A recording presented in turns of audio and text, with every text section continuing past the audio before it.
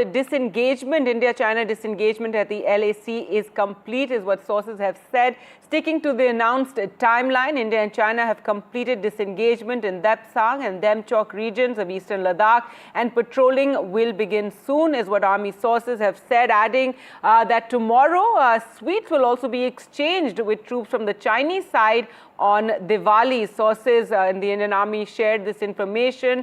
Addressing reporters later, the Chinese ambassador said that the two countries had reached a point of common understanding.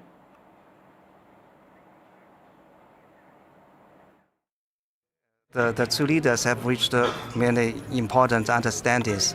That will be the guidelines for the further development of our relations of our two countries. And I just hope that under the guidance of this consensus, our relations will be moving forward smoothly in the future, and our relations will not be restricted or interrupted by specific disagreements between our two sides. Because as two neighboring countries, it's quite natural we have some differences. The most important thing is how to handle and solve these differences. I think this is very important. Now the two leaders, their meetings have set a very good example for us how to handle these differences. I'm also looking forward to direct flights so that I can fly back to Beijing directly.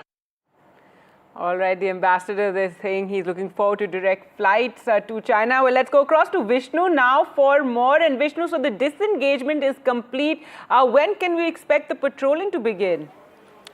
So that's going to be decided by relatively young officers of the rank of brigadier and below. So the soldiers who are actually on the ground will be deciding when they are in a position to start moving, now that that disengagement process is over and the physical verification has taken place. What do we mean by disengagement in this context?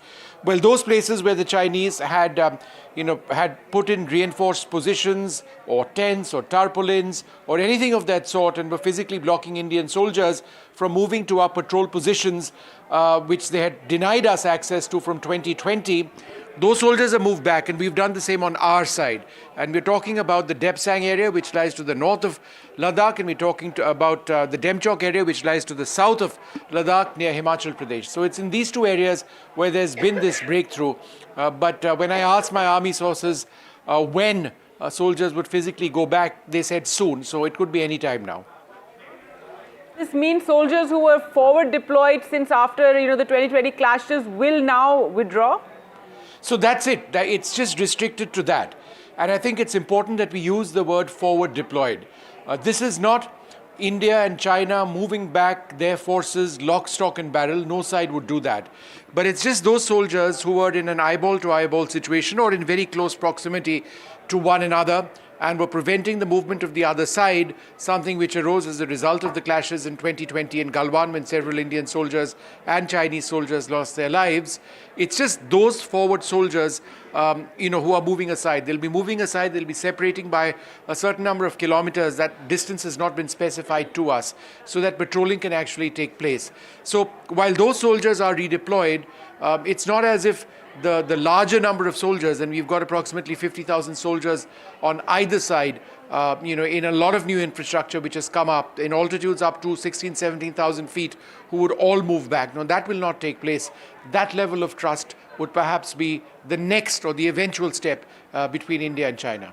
Right, and finally, Vishnu, this is the first step in, normalizing relations between India and China that have been strained ever since the clashes that took place. And we can expect once the disengagement and once patrolling is normalized there, we can expect more steps for normalization of relations. As the Chinese ambassador was joking, he looks forward to taking a direct flight to Beijing sometime soon.